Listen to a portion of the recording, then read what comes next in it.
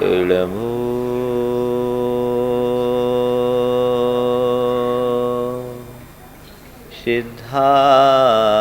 सिद्धारणं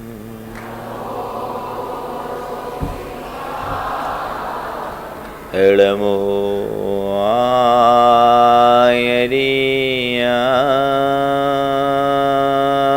आयरियाणं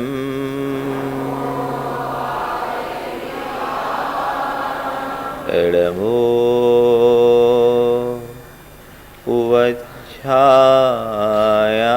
उवच्छायाणं इळमो लोये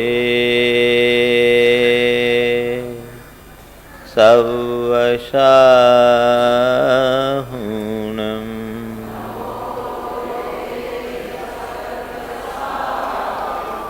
ऐसो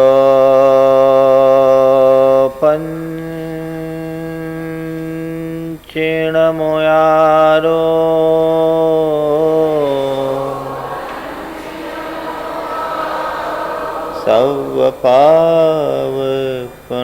सवपावपनाशनो मंगलाळं च सव्वेशिं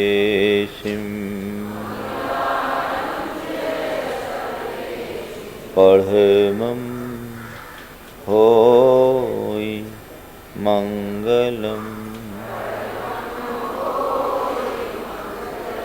जय बोलो देवादिदेव 1008 श्री भगवान महावीर स्वामी की, अहिंसा परमो धर्म की, परम पूज आचार्य गुरुवर श्री विद्यासागर जी महाराज की, परम पूज्य मुनि श्री 108 प्रमाण सागर जी महाराज की, परम पूज्य मुनि श्री 108 विराट सागर जी महाराज की, समस्त मुनि संघ की जय।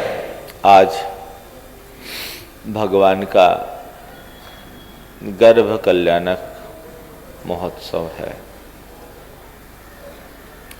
रात्रि में भगवान का गर्भावतरण हुआ। सामान्यतः गर्भ की प्रक्रिया को एक सांसारिक प्रक्रिया और पाप की क्रिया माना जाता है, लेकिन भगवान के इस गर्भावतरण की क्रिया को गर्भ कल्याणक की संज्ञा दी गई। आखिर ऐसा क्यों? साधारण व्यक्ति गर्भ में आता है, पाप के द्वारा आता है और संसार में आकर के भी प्रायः पाप करता है, लेकिन भगवान का यह गर्भावतरण सारे जगत के कल्याण का कारण है। सारे संसार के कल्याण के लिए उनका गर्भ में आना हुआ, इसलिए इस कल्याणक को गर्भ कल्याणक कहते हैं।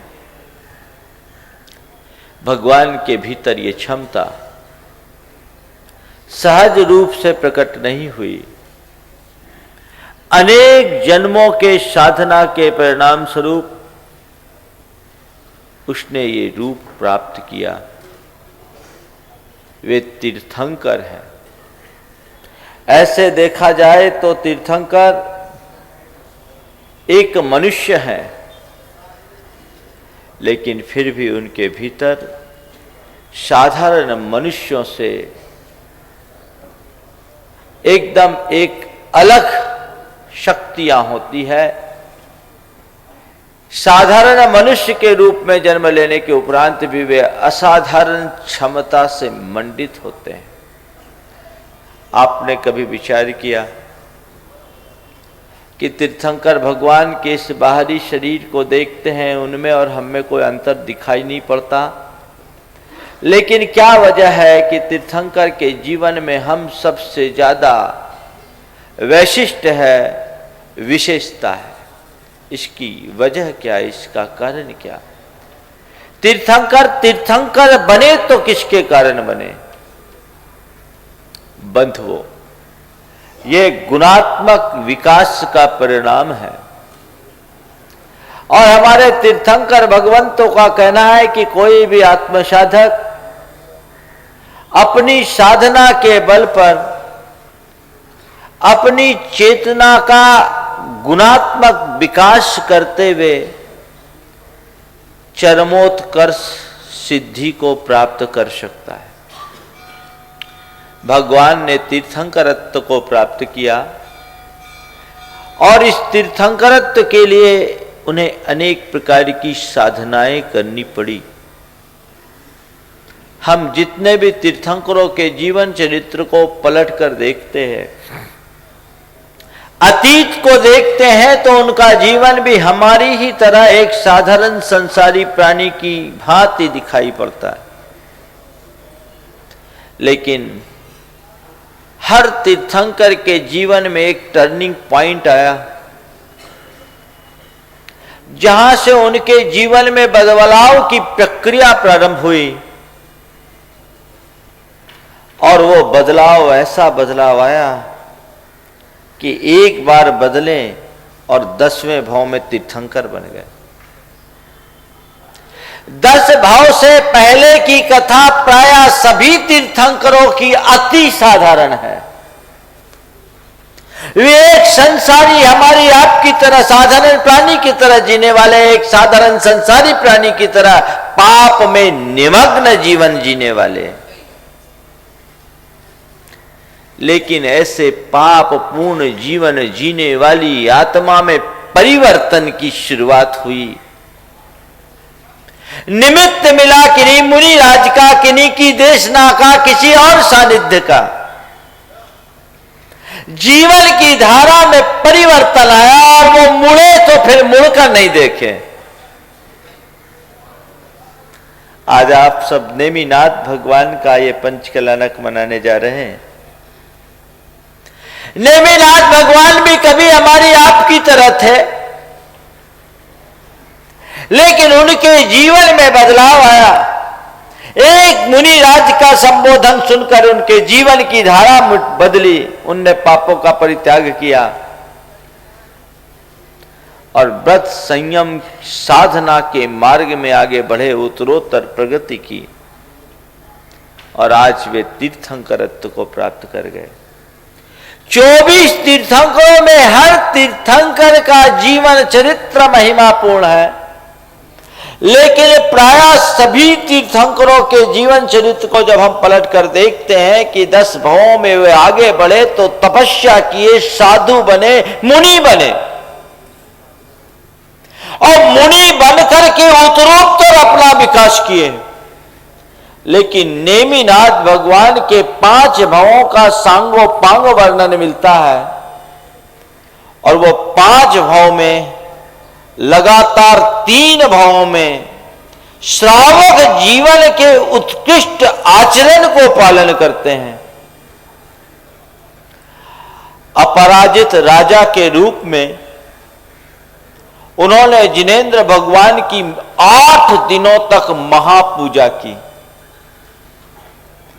और फिर स्वर्ग में जाकर देव बने और उसके उपरांत सुप्रतिष्ठ राजा बने, मुनियों को पात्र दान दिया और फिर स्वर्ग से आकर के मनुष्य बने, 16 कारण भावनाएं भाई, महान तपस्या की और उस तपस्या के परिणाम स्वरूप तीर्थंकर प्रकृति का बंध किया और फिर सीधे जयंत स्वर्ग से नीचे आकर नेमी कुमार के रूप में जन्म लिए।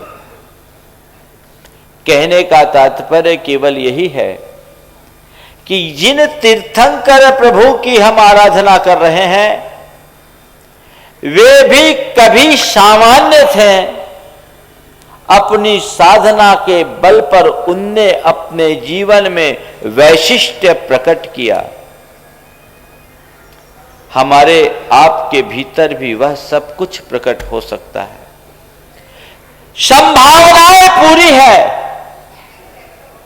केवल अभिव्यक्ति की देर है और अभिव्यक्तियां एकाएक नहीं होती, धीरे धीरे होती है। पर सबसे पहली जरूरत टर्निंग पॉइंट की है। जीवन में एक मोड़ आए, जिस मनुष्य को संसार में ही रुचि दिखती है उसका कभी कल्याण नहीं हो सकता। कल्याण केवल उसका होता है जिसके अंदर संसार से विरति का भाव होता है। पंचेंद्रिय के विषय ही तुम्हें यदि प्रिय लगते हैं, भोग और विलासता ही जब तक तुमको इष्ट दिखते हैं, तब तक तुम्हारा कल्याण नहीं हो सकता। कल्याण तुम्हारा तभी होगा जब उनसे विरक्ति का भाव होगा। पाप और भोग विलास ये जब तक जीवन में जुड़े हुए हैं तब तक कल्याण की कोई संभावना नहीं। भगवान ने इनसे अपने आप को मोड़ा, धर्म आराधना और त्याग साधना के मार्ग को अंगीकार किए, आगे बढ़ते गए, आगे बढ़ते गए और आज हम सबके आराध्य बन गए। जीवन में ऐसा हमारे भीतर भी घटित हो, ये मनोभाव जागृत होना चाहिए। लेकिन ऐसा घटित करने के लिए हमें अच्छे संस्कारों को आरोपित करना होता है। कई कई बार अच्छी प्रेरणा मिलती है, मन में भाव भी आते हैं, लेकिन उसके बाद फिर मनुष्य वापस अपनी पुरानी रीति के अनुरूप चलना शुरू कर देता है। अपने चाल चलन को बदलने की कोशिश नहीं करता। इसका कारण क्या है? इसका सबसे बड़ा कारण है वह है हमारे अंदर का संस्कार। अपने अंदर के संस्कार को बदलने के लिए हमारा प्रयत्न होना चाहिए, क्योंकि आज हमारा जो भी जीवन है वह हमारे संस्कारों से निर्मित होता है। संस्कार क्या है? मनुष्य के चित्त में रहने वाली जो अच्छी बुरी भावनाएं हैं उनका ही समूह संस्कार बनता है, और यही संस्कार हमारी प्रवृत्ति को जन्म देते हैं और प्रवृत्ति से ही हमारा चरित्र निर्मित होता है। अच्छे संस्कार को हमें अपने भीतर आरोपित करने का प्रयास करना होगा। आपने कल से गर्भ कल्याण की क्रिया देखी। भगवान के गर्भावतरण से पूर्व तीर्थंकर की माता के गर्भ का शोधन होता है। इंद्र की आज्ञा से सची इंद्राणी और रुचक वर्ग द्वीप से दिक्कन्याएं आती हैं। वो भगवान की माता का गर्भ शोधन करती है और गर्भ में आने के उपरांत पूरे 9 माहों तक वे माता के साथ रहती है और माता को आमोद प्रमोद धर्म चर्चा और ललित कलाओं में व्यस्त रख करके आनंदित करती है। आपने कभी विचार किया कि ऐसा क्यों होता है? गर्भ की रक्षा के लिए? वो तो एक भवावतारी जीव है, उसकी रक्षा का तो कुछ सवाल ही नहीं, वो सुरक्षित है। किसकी रक्षा के लिए? संस्कारों की सुरक्षा के लिए।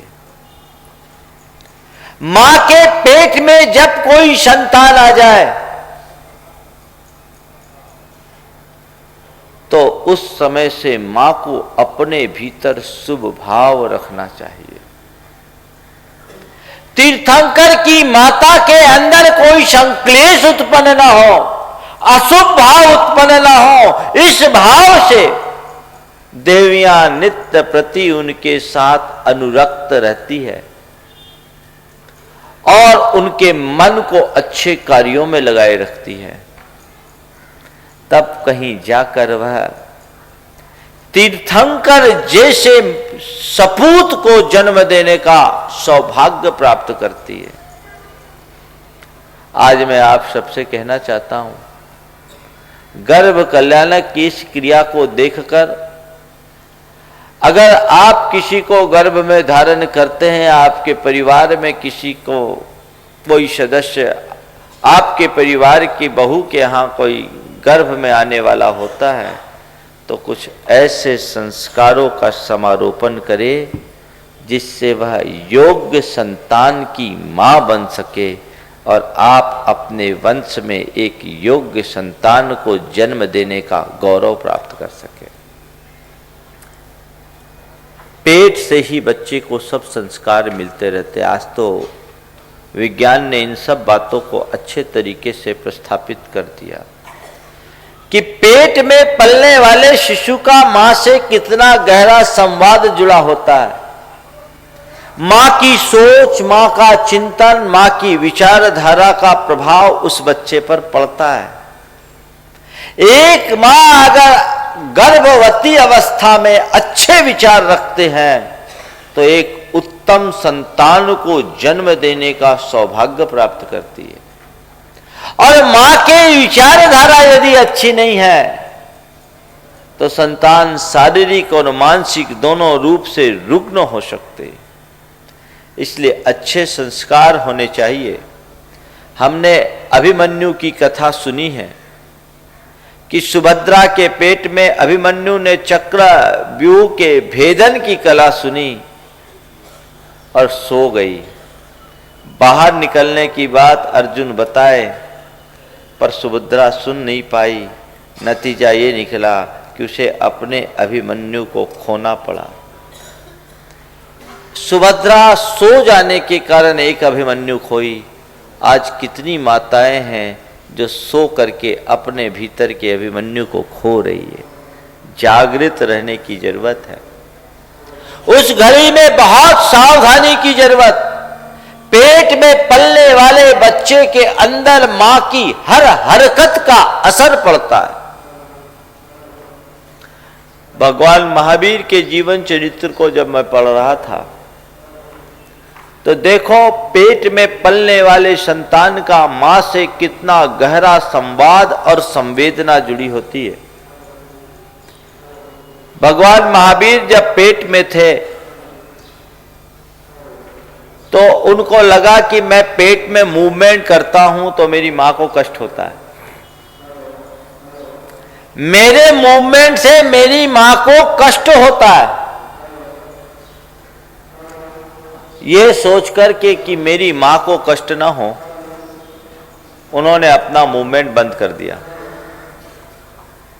मूवमेंट बंद कर दिया, मूवमेंट रोक दिया। और जब पेट के बच्चे का मूवमेंट रुका तो यहां हड़कंप मच गया। त्रिशला घबरा उठी कि क्या कुछ गड़बड़ ना हो गया। हड़कंप मचा और भगवान ने अवधि ज्ञान से जाना, अरे मेरी मां में कितनी ज्यादा ममता है। मैं चाहता हूं कि उसे कष्ट ना हो, कष्ट न दूं तो उसे कष्ट हो रहा है। फिर अपना मूवमेंट शुरू किया और तब त्रिशला के जान में जान आई। ये एक उदाहरण है। संवाद जुड़ता है और आज विज्ञान ने इन सब बातों को बहुत अच्छे तरीके से प्रतिष्ठापित कर दिया। इन बातों को समझे और उन सब को अपने जीवन में उतारने की कोशिश करे। आचार्य जिनसेन ने आदि पुराण में मनुष्य के संस्कारों की चर्चा की है। गर्भान्वय, कर्तान्वय और दीक्षान्वय की संस्कार है, उसमें 53 क्रियाएं बताई। एक संतान को गर्भ में आने से लेकर निर्वाण जाने तक के लिए जितने आवश्यक संस्कार है सबका उसमें वर्णन है। आजकल लोग इन संस्कारों को ठीक ढंग से नहीं समझते। गर्भ में पलने वाले शिशु को अगर अच्छा संस्कार दिया जाए तो आने वाले दिनों में उसका व्यक्तित्व निखर सकता है। जड़ तो वहीं से सुधार करना चाहिए, लेकिन वो संस्कार कौन दे सकेगा? संस्कारित माता पिता ही संस्कारित संतान के जन्मदाता होने का सौभाग्य प्राप्त कर सकते हैं। उसमें लिखा है कि पत्नी के गर्भवती हो जाने के बाद जब तक उसकी संतान का जन्म न हो ब्रह्मचर्य का पालन करना चाहिए। अगर इस तरह से ब्रह्मचर्य का पालन होता है तो परिपक्व संतान का जन्म होता है। और आजकल लोगों की लालसा और आसक्ति इतनी प्रगाढ़ हो गई कि इन सब बातों को लोग महत्व ही नहीं देते, महत्वहीन समझते हैं। बंधुओं, संतान को जन्म देना एक बहुत बड़ी जिम्मेदारी है। ऐसा लिखा है कि आप अगर संतान को जन्म देते हो तो ऐसे संतान को जन्म दे जो धरती का भूषण हो, भार नहीं। अगर एक संस्कारित संतान को जन्म देते हैं तो आप धरती की शोभा बढ़ाते हैं, और संस्कारहीन संतान को जन्म देना धरती का भार बढ़ाने का अपराध करना। वहीं से उसकी भूमिका होनी चाहिए, और ये भूमिका बने तो जीवन में उत्तरोत्तर प्रगति होती है और व्यक्ति आगे बढ़ते जाता है, जीवन की धारा बदलती है। ऐसी धारा बदल जाए, परिवर्तन हो, ऐसा प्रयास और ऐसा मनोभाव हर व्यक्ति के मन में होना चाहिए कि जब कोई स्त्री गर्भ में रहे तो विशेष धर्म ध्यान करे। शास्त्र कहते ऐसे समय में महापुरुषों का चरित्र पढ़ना चाहिए, सतियों की कथा सुननी और पढ़नी चाहिए, और वीर पुरुषों के जीवन का गौरव गान उसके सामने करना चाहिए।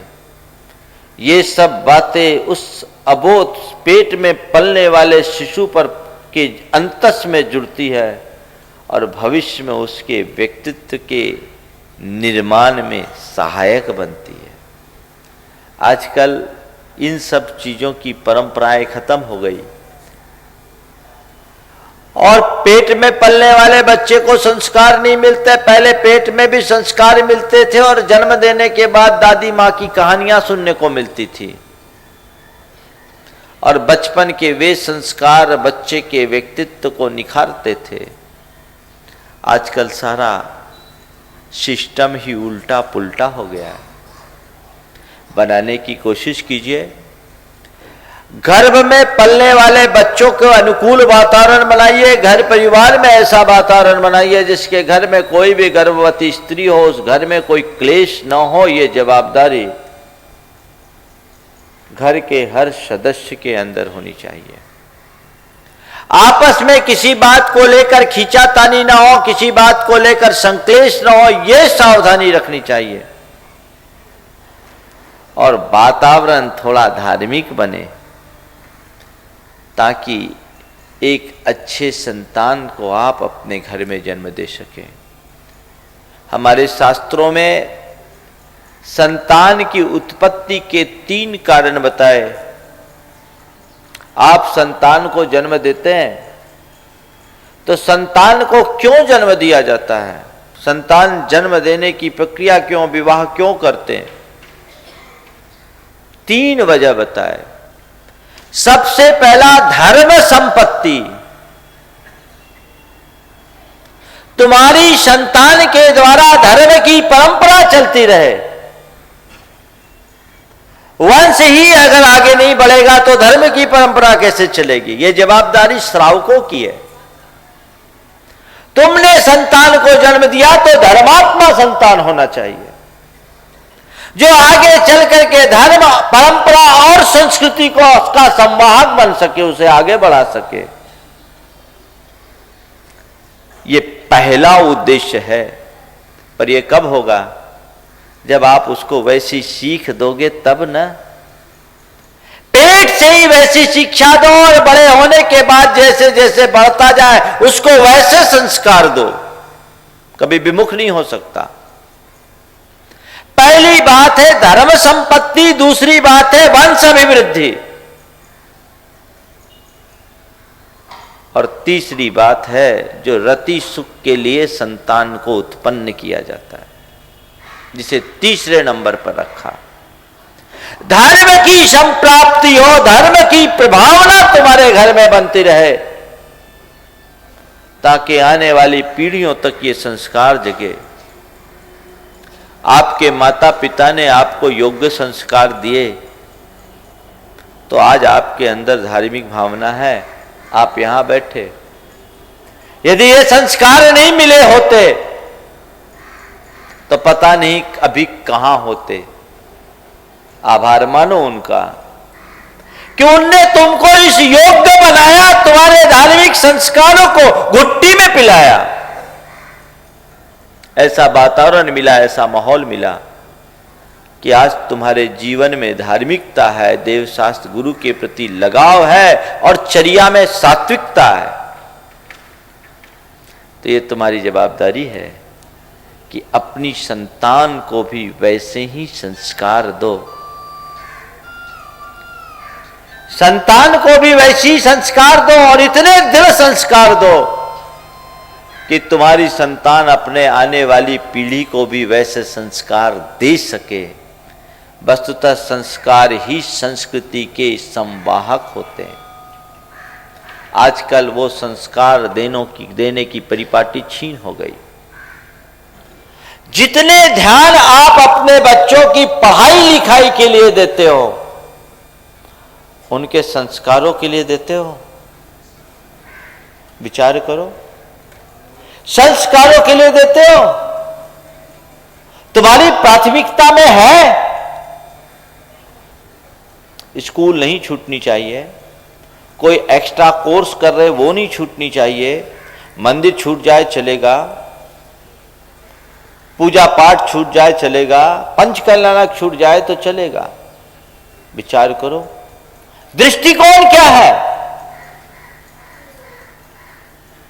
अभी आप सबसे बोला जा रहा था, पंचकल्याणक का एक बहुत बड़ा रोल होता है अष्टकुमारी देवियों का। आप लोगों ने महिमा ही नहीं जानी। जो ये अष्टकुमारी देवियां बनती है, एक बल्योपम की आयु वाली होती है, ब्रह्मचारिणी रहती है और सब निकट भव्य जीव होती है। तीर्थंकर की मां की सेवा का सौभाग्य उनको कल ऐसा पुण्य प्रदान करे कि साक्षात तीर्थंकर की माता बन सके, वो तीर्थंकर बनने का सौभाग्य प्राप्त कर सके। आप उसको समझे ही नहीं। घूमने फिरने जाने के लिए स्कूल कट करने में कोई दिक्कत नहीं, भगवान के कल्याणक के लिए क्या है तुम्हारी प्राथमिकता? संस्कार कैसे जमेंगे? बच्चे सीखेंगे कैसे? बहुत बहुत पीछे हैं हम लोग। महिमा हम लोग नहीं जानते। ऊपर के राग रंग में उलझता है चित्त अधिक। होड़ लगनी चाहिए ऐसे कार्यों के लिए। जीवन में अच्छे संयोग बहुत मुश्किल से मिलते हैं। संस्कार डालो, कोई अच्छे अवसर आए, बेटे ये काम पहले करो, बाकी काम तो हो जाएगा, थोड़ी और मेहनत कर लेना, सब कवर हो जाएगा। मैं आपको बताऊं, बच्चे बैठे बालथोन के, सब हमारे समाज के बच्चे हैं। अभी एक बच्चे से मैंने पूछा क्या पढ़ रहे हो? बोले 10th पढ़ रहा हूं। हम बोले तुम्हारा तो बोर्ड होगा, तुम कैसे छोड़ के आए? बोले महाराज आपके दर्शन और पंचकल्याण की इच्छा थी, मैं कवर कर लूंगा, मैं रोज पढ़ता हूं। मैंने उसके साथियों से पूछा, बोला महाराज इसका रिजल्ट हमेशा टॉप का रहता है, ये पंचकल्याण की संपन्न करने के लिए इतनी दूर आया। रोज पढ़ता हूं, मेरा कोर्स कंप्लीट। खड़ा हो जा बेटा, कौन है? ये बच्चा है, एकदम इंटेलिजेंट लड़का। ये संस्कार, विचार करना। और एक बात और बता दे रहा हूं तुम लोगों को, इनको तुम लोग पेशेवर आदमी मत समझ लेना। कल एक दो लोगों ने इस तरह का दृष्टिकोण रख लिया, ये बहुत गंदा दृष्टिकोण है, इनका तो सम्मान करना सीखो। सब तुम्हारे ही बेटे हैं, अच्छे घरों के बच्चे हैं, और केवल सेवा देने के भाव से यहाँ आए, प्रोफेशनल नहीं है। इनको बेटर मत मान लेना। कल किसी ने इनको एक टी शर्ट पहना दी तो लोगों को भ्रम हो गया, ये तो उनका मान रखने के लिए पहन लिए, लेकिन ये सब सम्माननीय है। इनको तो ये तुम्हारी व्यवस्था करते, तुम्हारे भोजन पानी की व्यवस्था या यहाँ की व्यवस्था कर रहे हैं, तो इनको आदर देना सीखो। पहले सब लोग देख चुके, आपके यहाँ 10 लक्षण में शिविर था, इन बच्चों ने कितने मुस्तैदी से आपकी व्यवस्था की थी। उस समय ललितपुर के बच्चे आए थे, इस बार ये बच्चे आए हैं, अपना समय देने के लिए आए। किस भाव से आए? हमको धर्म ध्यान करना है, धर्म करना है। हर चीज को पैसे से कभी मत तोलना। श्रद्धा पैसे से नहीं खरीदी जा सकती, बाकी चीजें भले खरीदी जा सकती। ये इनकी श्रद्धा है और ये सातिशय पुण्य का बंद कर रहे हैं यहां पर। इसलिए जिन व्यक्तियों ने भी कल इन लोगों से थोड़ा गलत व्यवहार किया, उनको इनसे क्षमा मांगनी चाहिए। हालांकि ये बच्चे अनुभवी हैं, छोटे छोटे बच्चे हैं, हर कार्यक्रम में जाते हैं, अपने आप को एडजस्ट कर लिया। फिर भी बच्चे तो बच्चे हैं, शब्द तो लगते हैं। मान मत दो, अपमान तो मत दो, इन बातों को सीखो। संस्कार अच्छे होने चाहिए, घर परिवार का वातावरण अच्छा बनाना चाहिए। कुछ बातें मैं आप सबसे कहना चाहता हूं। संस्कार कैसे दें? एक अच्छे माता पिता ही अच्छे संतान को जन्म दे सकते हैं। आप अगर चाहते हो कि आपका बेटा अच्छा हो तो पहले आपको अच्छा पिता बनना पड़ेगा। 4-5 बातें मैं टिप्स के रूप में भी दे रहा हूं कि अगर आप अच्छे संतान को, अपने बच्चे के भविष्य को सुधारना चाहते हैं तो क्या करें? सबसे पहली बात, अपने बच्चों को आदर्श वातावरण दें। नंबर 1, आपके घर परिवार का वातावरण अच्छा होगा तभी आप अपने बच्चों को अच्छे संस्कार दे पाएंगे। आप बच्चों से अपेक्षा रखें कुछ और आपके घर का नजारा हो कुछ और, तो असर क्या होगा? आदर्श वातावरण आपके घर का होना चाहिए। जो आप अपने बच्चे के जीवन में चाहते हैं वो आपके जीवन में दिखना चाहिए, आपके घर में दिखना चाहिए। यशपाल जैन ने एक बहुत अच्छी बात लिखी, एक कहानी के माध्यम से अपनी बात की कि बच्चा स्कूल गया, स्कूल में उसे पढ़ाया गया सब जीवों पर दया करो। घर लौट कर आया, देखता है उसका बड़ा भाई एक अपाहिज भिखारी को लाठियों से खदेड़ रहा है। दूसरे दिन स्कूल गया, उसे बोला गया सदा सत्य बोला करो।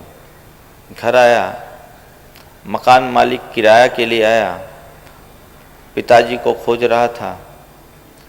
अंदर गया कि मकान मालिक आया है, किराया खोजता है। पिताजी ने कहा बेटे जाके कह दो पापा घर पे नहीं है। तीसरे दिन उन्हें पढ़ाया गया सब जीवों से प्रेम करो, सब जीवों से प्रेम करो, सबसे मिल बैठ कर रहो।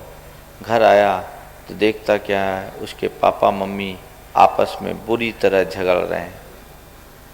चौथे दिन जब इसको स्कूल जाने के लिए कहा गया तो उसने अपने पिता से कहा पापा अब मैं स्कूल नहीं जाऊंगा। पापा अब मैं स्कूल नहीं जाऊंगा। बोले क्यों? क्योंकि गुरुजी ठीक नहीं पढ़ाते। बहुत बड़ा व्यंग है। गुरुजी ठीक नहीं पढ़ाते हैं। जो पढ़ाया जा रहा है वो और जो सामने देखने में आ रहा है वो, इन दोनों में जमीन आसमान का अंतर है। जिसके घर का वातावरण अच्छा होता है उसके घर में संतान अच्छी होती है। अगर आप अपने संतान को संस्कारित बनाना चाहते हैं तो घर के संस्कार को सुधारे। आप अपने जीवन में सदाचार रखना चाहते हैं, आपके जीवन में सदाचार होगा, आपका बच्चा सदाचारी होगा। आपके जीवन में धार्मिकता होगी, आपके बच्चे में धार्मिकता आएगी। आपके जैसे संस्कार होंगे, आपकी संतान उसी के अनुरूप ढलेगी। नंबर 1, बच्चों को आदर्श बना वातावरण दे। नंबर 2, बच्चों के लिए स्वयं आदर्श बने, बच्चों के आदर्श बने। आपका बेटा ऐसा हो जब उससे पूछा जाए कि तुम कैसा बनना चाहते हो, बस मैं पापा से जैसा बनना चाहता हूं, मेरे पिता जैसा कोई अच्छा इंसान नहीं। एक व्यक्ति मेरे संपर्क में, उनकी बेटी जवान हुई, बहुत अच्छा संस्कार दिया, और फिर बेटी से पूछा कि तुम कैसे लड़के को पसंद करती हो। बोले पापा मुझे और कुछ नहीं चाहिए, आप अपने जैसा लड़का खोज कर ले आइए, जिससे शादी करेंगे कर लेंगे, क्योंकि मुझे आपसे अच्छा इंसान कोई नहीं दिखता। मिलेंगे ऐसे माँ बाप आज? आदर्श बनिए, बच्चे के लिए आदर्श बनिए कि मेरे पिता से, मेरी मां से अच्छा इंसान इस संसार में कोई दूसरा नहीं है। वो आदमी भाग्यशाली है जिसकी संतान कहे कि अगले जन्म में भी मुझे यही मां बाप मिले। आप में अगर वो चीज होगी तो आप वो आदर्श उसके लिए उपस्थित कर सकते हैं। अच्छे आदर्श बनिए। नंबर 3, आजादी युक्त अंकुश रखिए। आजादी युक्त अंकुश का मतलब उनको एकदम नियंत्रण में भी मत रखिए और एकदम खुला भी मत छोड़िए। इतना नियंत्रण भी न रखिए कि कल वो बगावती बन जाए, और इतना खुला भी मत छोड़िए कि वो स्वच्छंद हो जाए। आजादी युक्त अंकुश। उसे बोलिए कि बेटे तेरे को क्या करना है, इतना कर रहा है देखिए, और जो काम कर रहा है उसको थोड़ा ध्यान भी रखिए कि क्या कर रहा है। स्कूल जा रहा है, पढ़ रहा है कि नहीं ये देखिए, घर समय पर आ रहा है इस ये देखिए, और दोस्ती उसकी है, दोस्ती रोकिए मत, पर ये देखिए कि दोस्त कैसे है। अगर आप इतना ध्यान रखेंगे तो बच्चा बढ़ेगा। जैसे एक पेड़ होता है, जब पेड़ लगाया जाता है तो उसके चारों तरफ ट्री गार्ड लगाया जाता है। और ट्री गार्ड कैसे लगाते हैं, क्यों लगाते हैं? ट्री गार्ड नहीं लगाएंगे तो पशु उसे चर जाएंगे, पेड़ खत्म हो जाएगा, वो बढ़ नहीं पाएगा। लेकिन ट्री गार्ड कैसे लगाते? एकदम पेड़ से चिपका कर लगाते क्या? पेड़ से एक सुरक्षित दूरी जिसमें पेड़ हिलडुल सके और अपनी ग्रोथ ले सके। बस मैं आपसे इतना ही कहता हूं, बच्चों पर नियंत्रण होना चाहिए, लेकिन ट्री गार्ड की भांति। कुछ लोग ओवर कस्टडी रखते हैं और कुछ लोग एकदम ढीला छोड़ देते हैं। दोनों अतियां हैं, ऐसे अति में काम नहीं होता। जरूरत से ज्यादा लिबर्टी भी ठीक नहीं और जरूरत से ज्यादा टाइट करना भी ठीक नहीं। शास्त्रों में संतान के पालन के लिए कुछ उपदेश दिया गया और ये कहा गया, लालिये चतुवर्षानी 10 वर्षानी टाड़िये जायते तु 16 वर्षे मित्रवत समाचरे। 4 साल तक बच्चे को लाड प्यार में रखो, उसकी भावनाओं को आहत मत होने दो। मनोविज्ञान कहता है कि बच्चों का मानसिक विकास 8 वर्षों तक होता है, फिर उसके बाद उसमें परिपक्वता आती है। उसमें भी 4 वर्ष तक बहुत कोमल मन होता है, और उस समय यदि उसके ऊपर कोई आघात पहुंचता है तो वह एक प्रकार की ग्रंथि बन जाती है, जो कालांतर में उसे क्रूर और क्रोधी बना देती है और निकालती है उसी रूप में। इसलिए पहले मनोवैज्ञानिक तरीके से समझाते हुए नीति ग्रंथों में कहा कि अपने संतान को 4 साल तक लाड प्यार में रखो, उसकी ठुकाई पिटाई मत करो। पिटाई करने से बच्चा ढीठ हो जाता है। प्रेम से समझाओ, आंख की लिहाज दिखाओ 4 साल तक, और 5वें वर्ष से लेकर 15 साल की उम्र तक उसे एकदम कस्टडी में रखो। 10 वर्षानी ताड़िये, उसकी जिद को पूरी मत करो, उसे नियंत्रित रखो। और 16 वर्ष का हो जाए तो संतान को संतान मानने की जगह मित्र मानना शुरू करो।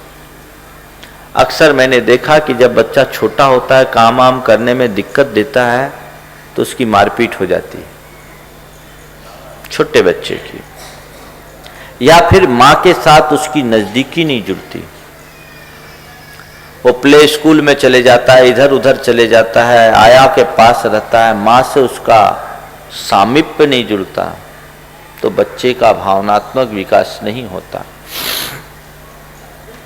वो सामीप्य होना चाहिए, उसमें उसने संस्कार होने चाहिए। 4 साल जिस समय आपको संस्कार देने चाहिए और प्यार देना चाहिए, उस समय तो आप उसको दुत्कार देते हैं। और 4 साल से थोड़ा बड़ा होता है बच्चा, उसकी हर जिद पूरा करना शुरू कर देते हैं। जिस समय उस पर कंट्रोल रखना चाहिए उस समय उसे एकदम फ्री कर देते हैं। बच्चा जिद्दी हो जाता है, कालांतर में बदचलन हो जाता है। उस तरीके से देखें, बच्चों को अपनी नजदीकी दें, बच्चों को समय दें। अगर आप अपने बच्चों के लिए कुछ भी इन्वेस्ट कर सकते हैं तो सबसे बड़ा निवेश है समय का। अगर आपने अपने बच्चों को छुटपन से अपने नजदीक रखा तो मान करके चलना कि उस बच्चे का आपसे एक आत्मिक संबंध बना रहेगा, आपकी आत्मीयता कायम रहेगी और वो बच्चा आपसे इतना प्रेम रखेगा कि कभी आपकी आज्ञा के विरुद्ध नहीं जा सकेगा। आज वो समय नहीं। मां का बच्चे से बहुत अधिक सामीप्य होना चाहिए। रूस में एक रिसर्च हुआ आज से कुछ वर्ष पहले, लगभग 30 साल पहले की बात है।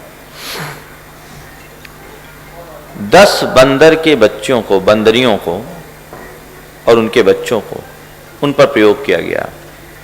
5 को अपनी माओं के पास रखा गया और 5 को कृत्रिम मशीनी बंदरियों के पास रखा गया।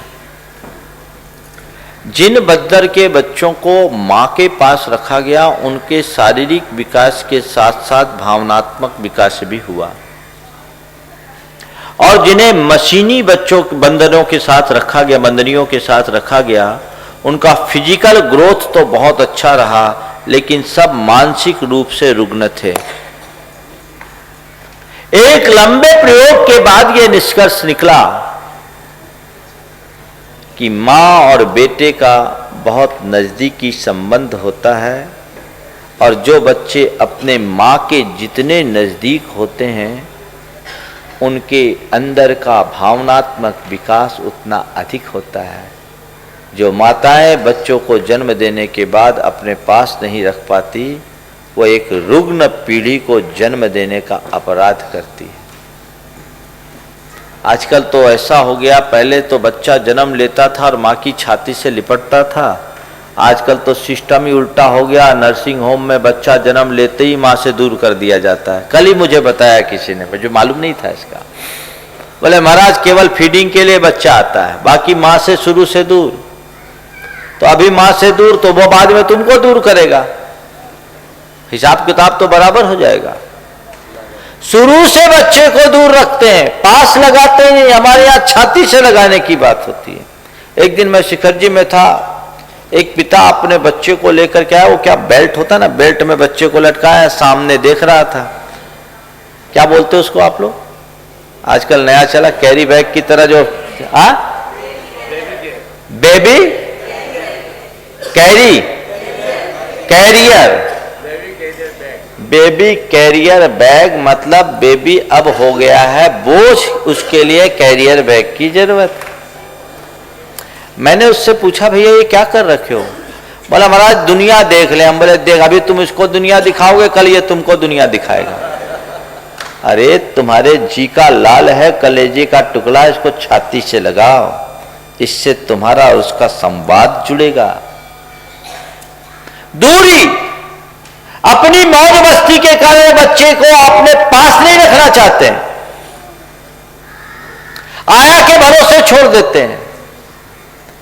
ये एक बहुत बड़ी गलती है।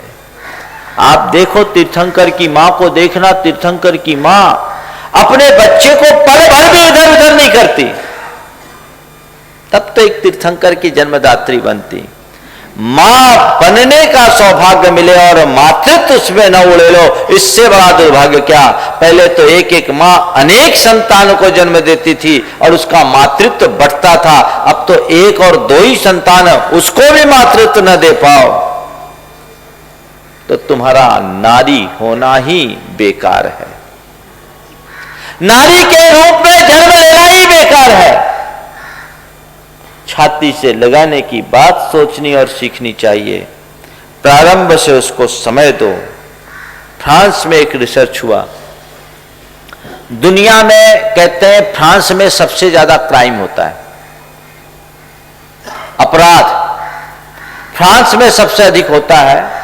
और वो मैंने शोध पत्र पढ़ा, उसमें लिखा कि फ्रांस में ही सबसे ज्यादा अवैध संतान उत्पन्न होती है और उनका लालन पालन अनाथ आश्रमों में होता है। अनाथालयों में उनका लालन पालन होने से उनके माइंड का बौद्धिक विकास तो हो जाता है, लेकिन मां की छाया न मिलने के कारण भावनात्मक विकास नहीं हो पाता, और भावनात्मक विकास न होने के कारण वे बड़े क्रूर, क्रोधी और उन्मत्त हो जाते हैं। इस कारण वो ज्यादा अपराधी होते हैं। अगर आप अपने बच्चों को अपना सामीप्य नहीं देते, निश्चित रूप से अपने बच्चों को अपराधी बनाने का अपराध कर रहे हो। मेरी बात थोड़ी आपको चुभ रही होगी, लेकिन सोचने की है। ये बात केवल मां के लिए ही नहीं, पिता के लिए भी चाहिए। आजकल के पिताओं को समय ही नहीं है अपने बच्चों के लिए, केवल बिजनेस दिखता है, व्यापार कारोबार दिखता है, दोस्त यार दिखते हैं। अरे तुम्हारे बच्चे हैं, देखो उनको थोड़ा समय दो, घंटा आध घंटा बच्चों के साथ बच्चे बनकर रहो। जब तक तुम्हारे बच्चे छोटे हैं, उनका तुमसे प्रेम जुड़े, तो कालांतर में वे बच्चे फिर तुम्हारी किसी बात की अवहेलना करने की हिम्मत नहीं कर सकेंगे। जब बच्चों को माँ बाप का प्रेम कम मिलता है ना, तब वो फिर दूसरों के प्रेम के चक्कर में पड़ जाते हैं। मैं आपको बताऊं समय न देने का दुष्परिणाम क्या होता है। मैं एक स्थान पर था, मेरे संपर्क में एक सज्जन थे, बड़े धर्मात्मा,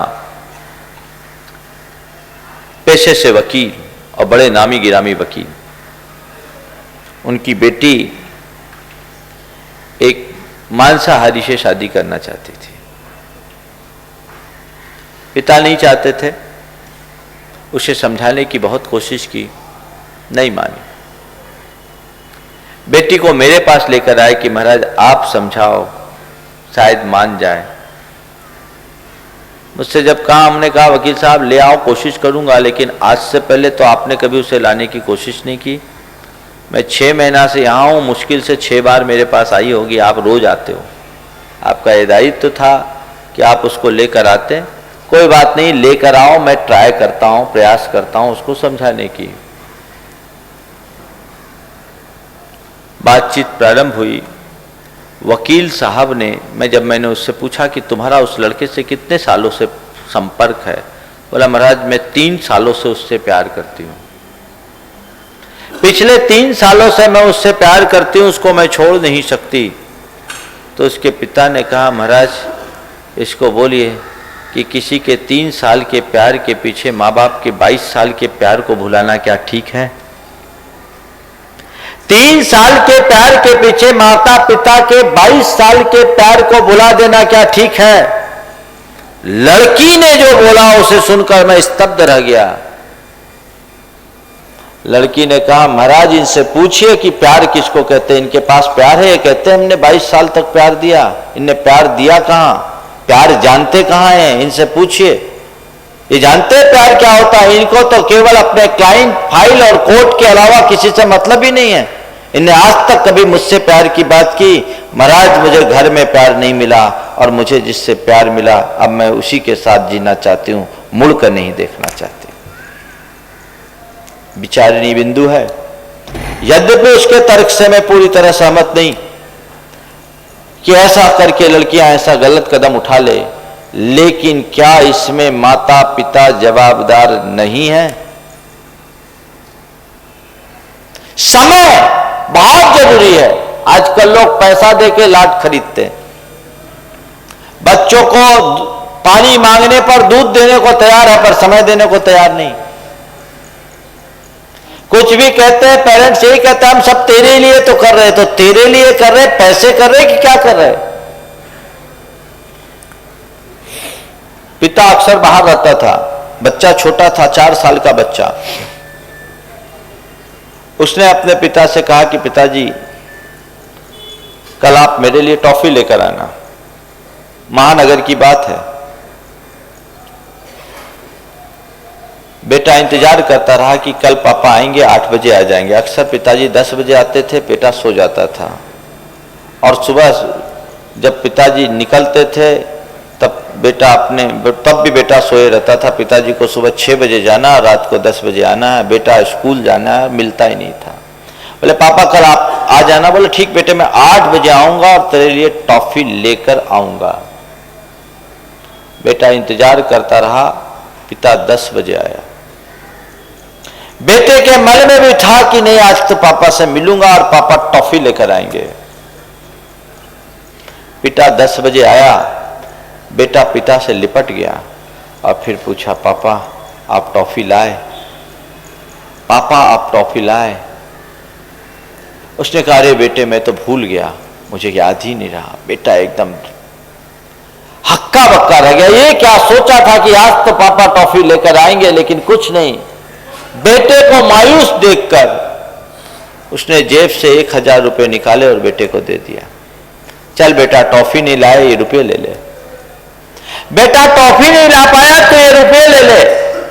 बेटा रुपया तो ले लिया, लेकिन उसका मन नहीं भरा। उसकी मम्मी वहीं सब कुछ देख रही थी। खाना लगाने की बात की कि खाना लगा जल्दी से। बेटे की मां बहुत समझदार थी। उसने खाने की थाली में रुपयों की गड्डी अपने पति के सामने रख दी। खाने के थाली में रुपयों की गड्डी अपने पति के सामने रख दी। पति ने पूछा ये क्या मजाक कर रहे हो? बोले मैं मजाक नहीं कर रही हूं, आपको जिसकी भूख है वही परस रही हूं। ये क्या, खाया तो रोटी जाता है।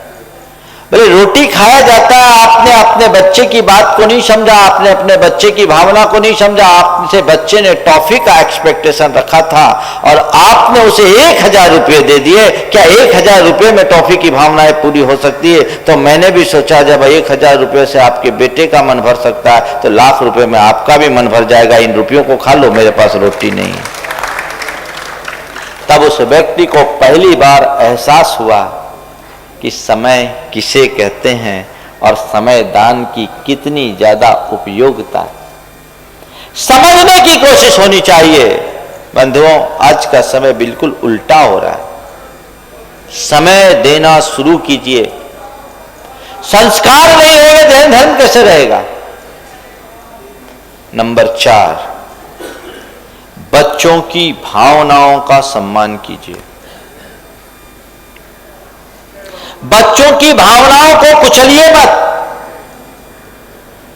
कई मां बाप ऐसे होते हैं जो बच्चों की भावनाओं को मूल्य ही नहीं देते। कह दिया ना, अरे भैया कह दिया ना, ठीक तुम्हारी बात को ओबे कर रहा, अच्छी बात है, लेकिन उसकी भी तो अपनी कुछ भावनाएं हैं और अगर सही भावनाएं हैं तो उसको पूरा करने का प्रयास भी तो करना चाहिए। कुछ लोग बड़े जिद्दी होते हैं, एक बार जो आदेश दे दिया सो दे दिया, अब हमको इसके लिए कुछ नहीं सोचना।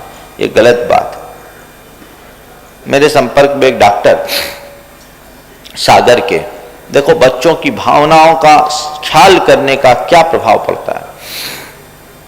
हम सागर के बगल में राहतगढ़ में थे, 50 किलोमीटर दूर। डॉक्टर साहब की इच्छा हुई कि चलो महाराज के दर्शन कराएं। परिवार सहित गाड़ी लेके जा रहे थे।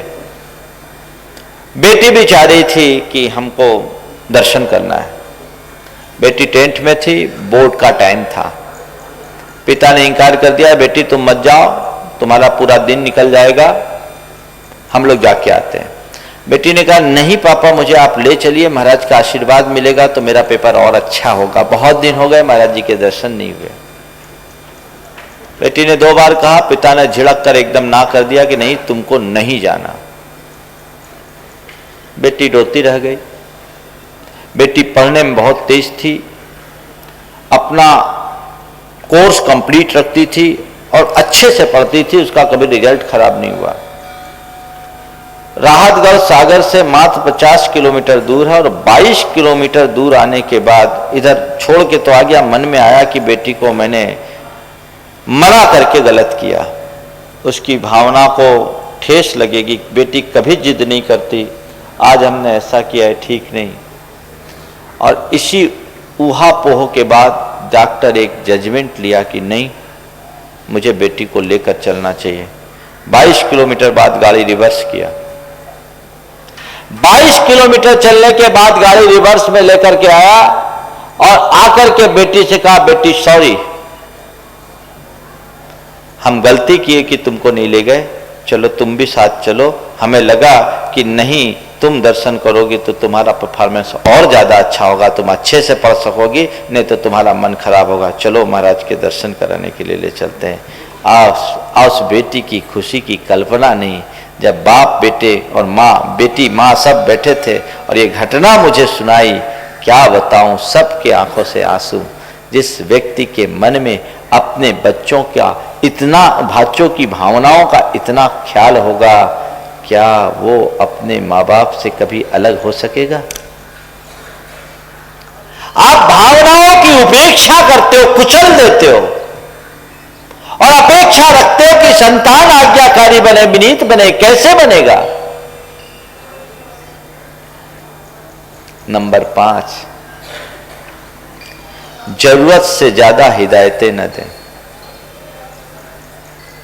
जितनी जरूरत हो उतनी बोले। एक बार कोई गलती करे तो 10 बार मत टोको, 10 बार गलती करने पर एक बार टोको। आप लोग एक गलती होने पर 10 बार टोका टाकी करते हैं, कोई असर नहीं होता। छोटी मोटी बातों को इग्नोर करना सीखिए और जब एक बार पूरी कोई बड़ी गलती हो उसको पूरा एहसास करा दो। बच्चा आपकी बात को कभी टाल नहीं सकेगा। बच्चों की काबिलियत पर भरोसा भी रखो, उनको कभी एकदम हे मत मानो कि ये कुछ करने लायक नहीं है। अच्छा करे तो उसकी प्रशंसा करो, उसे प्रोत्साहित करो और साधु जनों से उसका संपर्क जोड़ के रखो, जो सबसे महत्वपूर्ण है। प्रारंभ से अगर बच्चे गुरुओं का सामीप्य और सानिध्य पाते हैं तो फिर उनका जीवन कभी बिगड़ता नहीं, भटकते नहीं। और जो बच्चे साधुओं से जुड़े होते हैं वो माँ बाप की भले उपेक्षा कर दे, गुरुओं की बात की उपेक्षा नहीं कर पाते। आजकल बड़े लोग तो खुद आ जाते हैं लेकिन बच्चों को अपने साथ कम ला पाते हैं, जिसकी बहुत ज्यादा जरूरत है। आज का ये जो दौर है इसमें बनने की संभावना कम, बिगड़ने की संभावना ज्यादा है। मेरे संपर्क में एक डॉक्टर हैं, उनका बेटा मेडिकल में पढ़ रहा था, तो उस डॉक्टर ने एक बार मुझसे कहा, आज से 20 साल पहले की बात है, बोले महाराज मैं जब बाहर पढ़ता था तो मेरे पिताजी सोचते थे मेरा बेटा कुछ बन जाए, आज मेरा बेटा बाहर पढ़ रहा है, मैं सोचता हूँ मेरा बेटा कम से कम बिगड़े नहीं। समय में इतना बड़ा परिवर्तन हो गया। मेरा बेटा पढ़ रहा है, मैं सोचता हूँ मेरा बेटा कम से कम बिगड़े नहीं। ये स्थितियां हैं। अच्छे संस्कार जब आप देंगे, अच्छे संतान के जन्मदाता बनेंगे, तभी धर्म, समाज और संस्कृति की रक्षा हो सकेगी। सब लोग उसी अनुरूप आगे आने की कोशिश करें और इस गर्भ कल्याणक के दरमियान अपने जीवन का कल्याण के कुछ सूत्र प्राप्त कर सके। एक टर्निंग पॉइंट इस पंच कल्याणक के दौरान जीवन में आ जाना चाहिए और हमें सुनिश्चित करना चाहिए कि हम अपने इस बेश कीमती जीवन का कैसा उपयोग करें जिससे जीवन का कल्याण हो सके। आज भगवान का गर्भावतरण हो चुका, अब आप लोगों के अंदर का आनंद उल्लास और अधिक बढ़ रहा है और अधिक बढ़ना चाहिए। कल जब भगवान का जन्म होगा तो आनंद पराकाष्ठा पर पहुंच जाना चाहिए, पहुंचेगा। अपनी भाव विशुद्धि को ऐसी ही गहरी बनाते रहिए जिससे कि जीवन में हम आनंद ले सके। शेष बातें फिर करेंगे। समय आप सबका हो गया, यहीं पर विराम। बोलिए परम पूज्य आचार्य गुरुवर श्री विद्यासागर जी महाराज।